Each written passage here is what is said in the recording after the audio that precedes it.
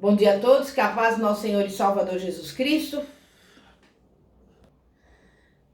Bom dia, que a paz do nosso Senhor e Salvador Jesus Cristo seja com você, meu irmão e minha irmã. A mensagem do dia de hoje tem como título, Mantendo a Casa em Ordem. E nós vamos abrir a Bíblia, que é a palavra de Deus, no livro de Isaías, capítulo 38, vamos ler dos versículos 1 ao 3, que diz assim: Naqueles dias, Ezequias adoeceu e esteve à morte. E veio ter com ele o profeta Isaías, filho de Amós, e ele disse: Assim diz o Senhor, põe em ordem a tua casa, porque morrerás e não viverás. Então virou Ezequias o seu rosto para a parede e orou ao Senhor. E disse: Lembra-te agora, ó Senhor, peço-te, que de modo tenho andado diante de ti em verdade e com coração perfeito, e tendo feito o que era reto aos teus olhos, e chorou Ezequias amargamente. Meu irmão e minha irmã, tão importante como tapar as brechas, fortalecer as áreas enfraquecidas, fabricar e utilizar armas e escudos em abundância. Para se ganhar a guerra, é necessário manter a casa em ordem. A princípio, Ezequias se viu apertadíssimo com o assédio do poderoso exército de Senaqueribe. O rei da Síria já havia subjugado e humilhado várias nações, invadido e dominado algumas importantes cidades de Judá, e agora marchava firme e decididamente em direção a Jerusalém para conquistá-la. Ezequias tomou todas as providências necessárias para manter o seu adversário à distância. Ele tapou as fontes das águas, ele as canalizou para Jerusalém, ele reconstruiu os muros quebrados e colocou torres sobre eles. Mandou fazer armas e escudos em abundância e os colocou nas mãos dos seus soldados. Reorganizou o exército e o preparou para a guerra, encorajando-os. Sobretudo, humilhou-se e buscou a direção de Deus, reconhecendo que o verdadeiro livramento viria da parte do Senhor. E algum tempo depois, ele contemplou, maravilhado, o extraordinário resultado da sua busca e da sua dependência de Deus, repetindo a experiência de Davi, que disse: Esperei confiantemente pelo Senhor. Ele se inclinou para mim e me ouviu quando clamei por socorro. Versículo 1 do Salmo 40. Contudo, depois dessa extraordinária vitória, onde o anjo do Senhor exterminara 185.000 soldados inimigos, levando a Síria à derrota, Ezequias relaxou a guarda. Ele não quis mais perseverar como antes em confiar no Senhor, esperar nele e buscá-lo de todo o seu coração. Ele passou a viver das glórias do passado. Como muito nos dias de hoje, Ezequias se esqueceu de que o nosso maior adversário não é o que está do lado de fora a nos espreitar, querendo a todo custo nos destruir. O nosso pior inimigo somos nós mesmos. É o que está dentro de nós, querendo desesperadamente, a todo instante, prevalecer contra nós. É a vontade da carne, a nossa má índole, a nossa inclinação para o mal. E ela se faz presente ainda que no âmago do nosso ser clamemos pelo bem, como disse Paulo, em Romanos 7, no versículo 15, e também nos 18 e 19, que diz assim: Porque nem mesmo compreendo o meu próprio modo de agir, pois não faço o que prefiro, e sim o que detesto. Porque eu sei que em mim, isto é, na minha carne, não habita bem nenhum, pois o querer o bem está em mim, não porém o efetuá-lo. Porque não faço o bem que prefiro, mas o mal que não quero, esse faço. E através dessa descoberta, o apóstolo Paulo chegou à conclusão de que o melhor lugar para se estar era aos pés da cruz de Jesus Cristo. E Jesus também ele nos advertiu sobre o nosso inimigo, dizendo: porque do coração procedem maus desígnios, homicídios, adultérios, prostituição, furtos, falsos testemunhos, blasfêmias. Mateus 15, versículo 19. Foi por essa razão que na carta aos Gálatas Paulo afirmou: mas longe esteja de mim gloriar-me, senão na cruz de nosso Senhor Jesus Cristo, pela qual o mundo está crucificado para mim e eu para o mundo. Isso é no capítulo 6, versículo 14. Entretanto, Ezequias não teve essa atitude depois da extraordinária vitória conquistada. O orgulho lhe subiu à cabeça e a soberba ao coração. Ele sabia perfeitamente que o triunfo fora um presente do Senhor para ele e seu povo, fruto exclusivo da sua graça. Ainda assim, o rei se envaideceu e, em vez de dar glória a Deus, recebeu-a para si mesmo, como se pelos seus próprios méritos tivesse vencido. E isto provocou a ira do Senhor contra ele e contra o povo. Mas não correspondeu Ezequias aos benefícios que lhe foram feitos, pois o seu coração se exaltou, pelo que houve ira contra ele e contra Judá e Jerusalém. Você pode ver no 2 Crônicas 32, versículo 25. Foi nessa época que Isaías teve uma enfermidade mortal. Deus lhe transmitiu a seguinte mensagem através do profeta Isaías: põe ordem à tua casa, porque morrerás e não viverás. 2 Reis, capítulo 20, versículo 1. O que significa isso? A desordem e o caos se estabeleceram na vida, na casa, na família e no reinado de Ezequias, a partir do momento em que veio a calmaria, o sossego e a tranquilidade. Algo mais desastroso que a invasão dos assírios estava por acontecer. E o que é pior, de forma sutil, como bem disse Salomão. Provérbios 16, 18. A soberba precede a ruína e a altivez do espírito, a queda. Repetindo. A soberba precede a ruína e a altivez do espírito, a queda. Através da mensagem transmitida pelo profeta ao rei Ezequias, Deus queria ensinar-lhe uma estratégia de guerra que ele ainda não conhecia e que é pré-requisito para se conquistar outras vitórias. Ou seja, manter a casa em ordem, mesmo na calmaria. É verdade que o maligno nos ataca quando as coisas vão mal. Todavia, de igual modo, com a mesma força e intensidade, outro momento em que ele investe contra nós é quando tudo vai bem.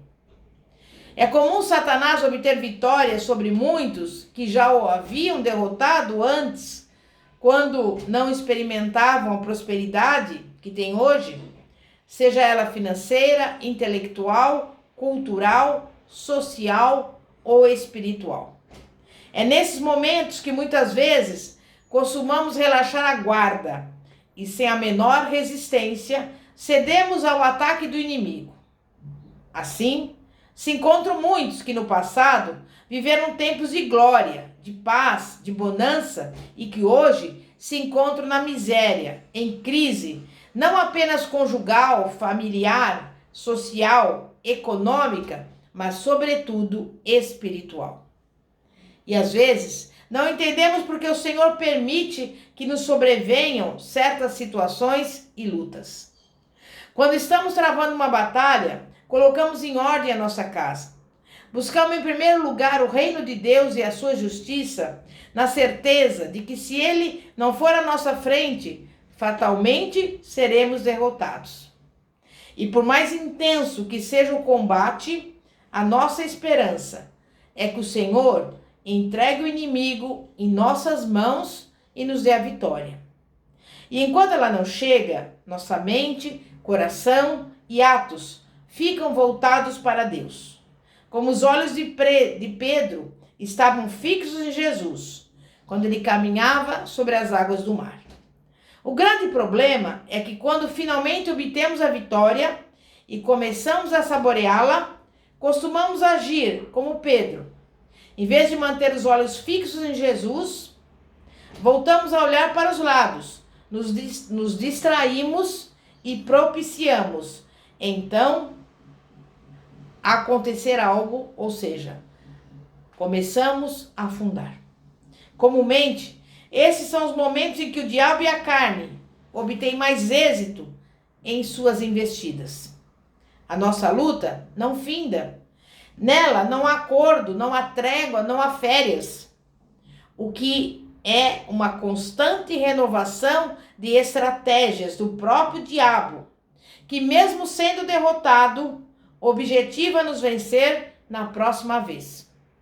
Por isso, precisamos manter a nossa casa em ordem, para que ele não encontre nenhuma brecha e também não nos pegue desprevenidos.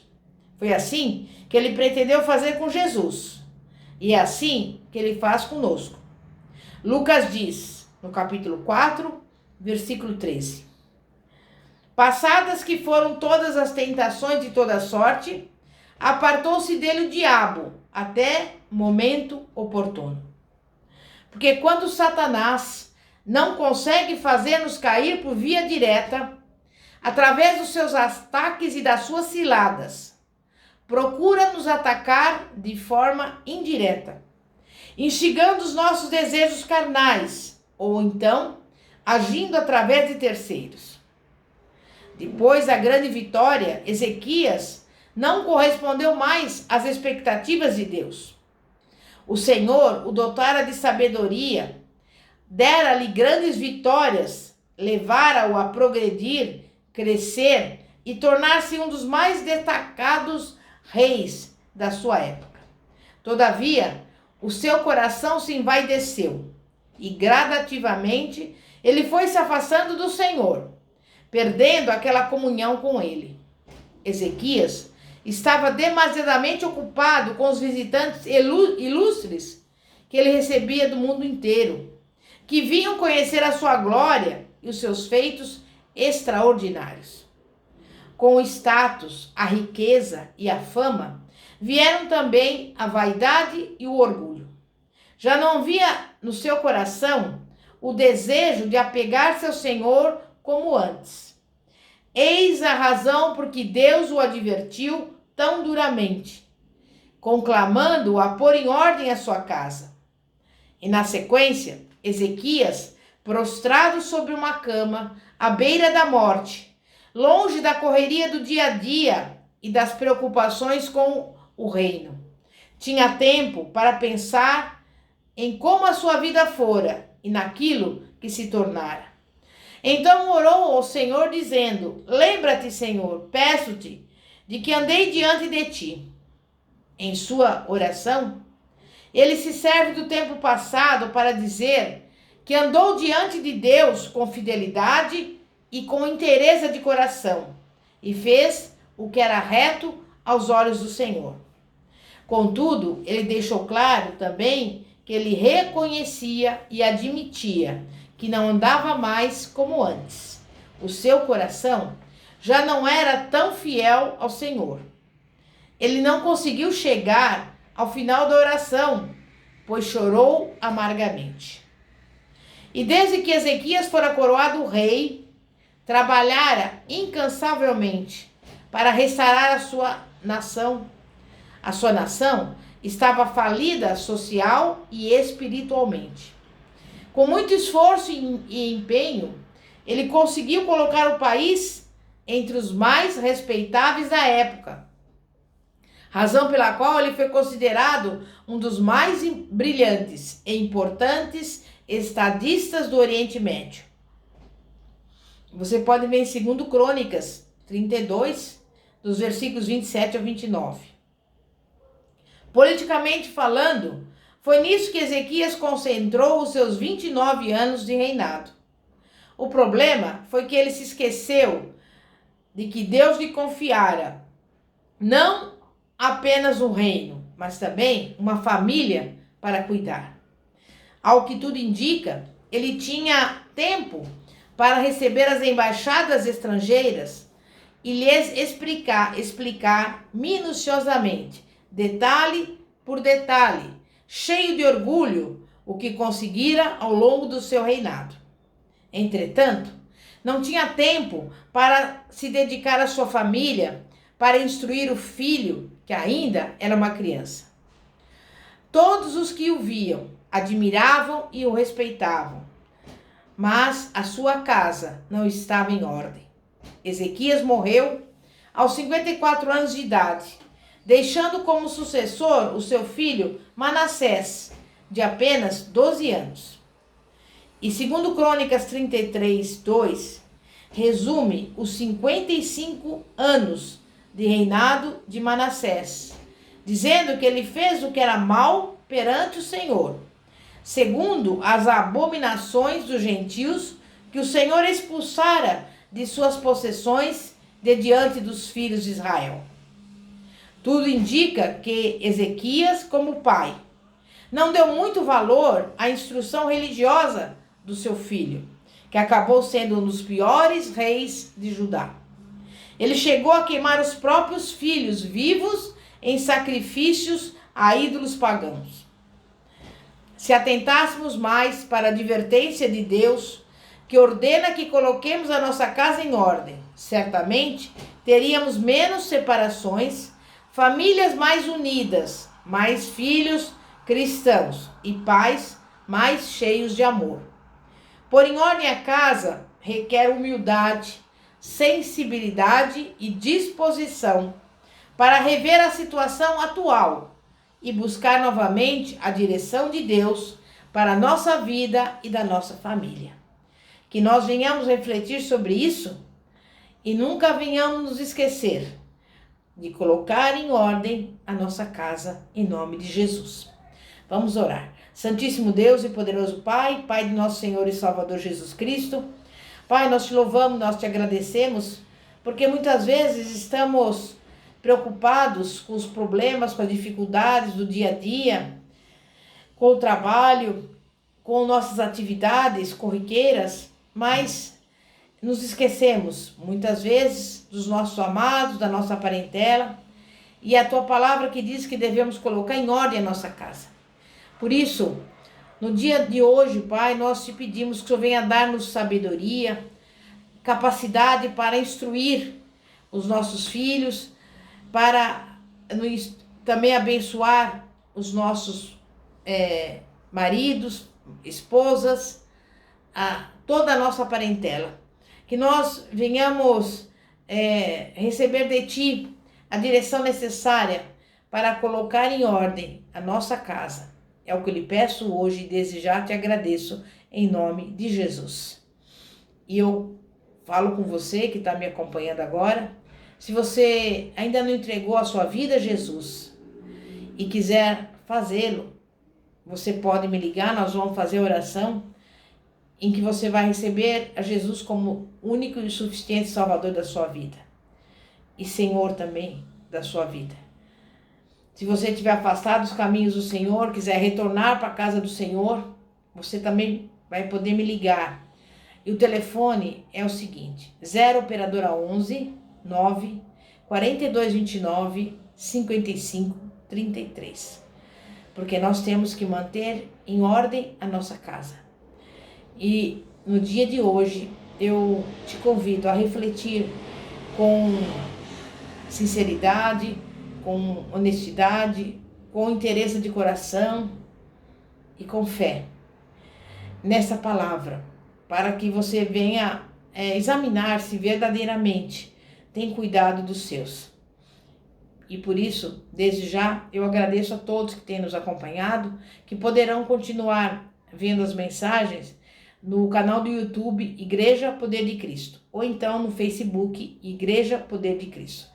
Que a paz de nosso Senhor e Salvador Jesus Cristo esteja contigo. Amém e graças a Deus. Glória a Deus.